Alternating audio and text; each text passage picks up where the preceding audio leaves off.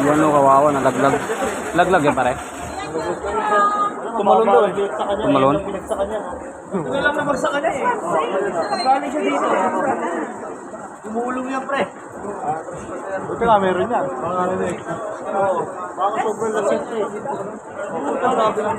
Ano maksak to? Ano maksak?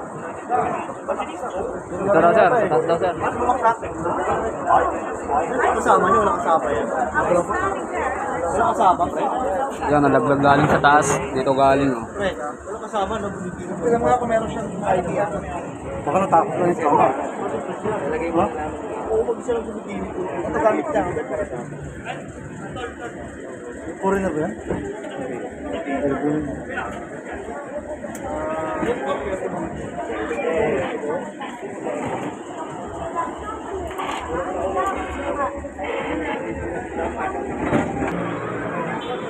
Ano, dyan daw galing sa taas, bumagsak.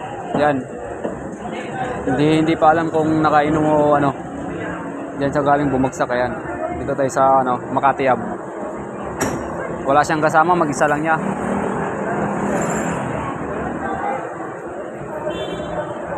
Kawawa naman yung tao, oh. Mukhang may nabali pa sa kanya. Diyan sa galing sa taas, oh.